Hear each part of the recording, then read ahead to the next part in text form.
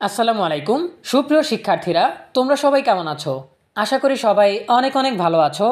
নবম দশম শ্রেণীর পাঠ্যপুস্তক নিয়ে সুখবর। এ বিষয়ে বিস্তারিত জানবো আমাদের আজকের ভিডিওতে। শুরু করার আগে সবার কাছে ছোট্ট একটা রিকোয়েস্ট করছি, যারা এখনও আমাদের চ্যানেলটিকে সাবস্ক্রাইব করোনি তারা এখনই সাবস্ক্রাইব করে রাখো, তাহলে শিক্ষা সম্পর্কিত সকল তথ্য এবং পরামর্শ সবার আগে পেয়ে যাবে। জানুয়ারির মধ্যে সব শ্রেণীর শতভাগ বই দেওয়া সম্ভব না হলেও সর্বোচ্চ সংখ্যক বই দেওয়ার চেষ্টা করা হবে বলে জানিয়েছেন অর্থ উপদেষ্টা ডক্টর সালেহ উদ্দিন আহমেদ। গতকাল বুধবার 11 ডিসেম্বর দুপুরে সচিবালয়ে সরকারি ক্রয় সংক্রান্ত উপদেষ্টা কমিটির বৈঠক শেষে একথা জানান তিনি। অর্থ উপদেষ্টা জানান, আজকের বৈঠকে নবম ও দশম শ্রেণীর পাঠ্যপুস্তক দ্রুত ছাপাতে প্রয়োজনীয় ব্যবস্থা নেওয়ার অনুমোদন দেওয়া হয়েছে। 2025 খ্রিস্টাব্দে প্রাক প্রাথমিক থেকে দশম শ্রেণী পর্যন্ত বইয়ের চাহিদা রয়েছে প্রায় 40 কোটি। এনসিডিবির হিসেবে এখন পর্যন্ত প্রাথমিকের 10 কোটি বইয়ের মধ্যে 4 কোটি ছাপানো শেষ হয়েছে। সমান তালে চলছে মাধ্যমিকের বই ছাপার কাজ।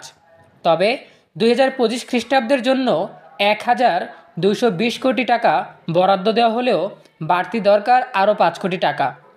বুধবার ক্রয় সংক্রান্ত উপদেষ্টা পরিষদের সভায় আরও 526 কোটি টাকার অনুমোদন দেওয়া হয়। পরে অর্থ উপদেষ্টা জানান, নবম ও দশম শ্রেণীর পাঠ্যপুস্তক দ্রুত ছাপাতে প্রয়োজনীয় ব্যবস্থা নেওয়ার অনুমোদন দেওয়া হয়েছে। প্রিয় শিক্ষার্থীরা, এই ছিল আমাদের হাতে থাকা সর্বশেষ তথ্য।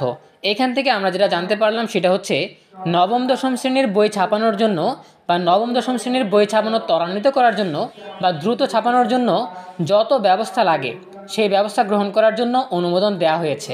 সেই ক্ষেত্রে টাকার বাজেট বাড়ানো হয়েছে। ঠিক আছে, টাকার বাজেট যেহেতু বেড়েছে এবং যেহেতু বলা হয়েছে যে নবম দশম শ্রেণীর বই দ্রুত ছাপাতে যত ব্যবস্থা নেওয়া দরকার নিতে, সেই অনুমোদন যেহেতু অর্থ উপদেষ্টা দিয়েছে বা অর্থ মন্ত্রণালয় থেকে সেই অনুমোদন দেওয়া হয়েছে, সেজন্য আমরা ধরে নিতে পারি যে নবম দশম শিক্ষার্থীদের জন্য এটা হচ্ছে সুখবর। তারা যাতে দ্রুততম সময়ের মধ্যে বইটা পায় সেই ব্যবস্থাই এনসিডিবি করছে। সো দেখা হবে পরবর্তী আপডেট নিয়ে নতুন কোনো ভিডিওতে। সেই পর্যন্ত তোমরা সবাই ভালো থাকো, সুস্থ থাকো, নিরাপদে থাকো এবং সবসময় ইএনইবির সাথেই থাকো। তোমাদের সকলের জন্য রইল অনেক অনেক শুভকামনা। ধন্যবাদ সবাইকে।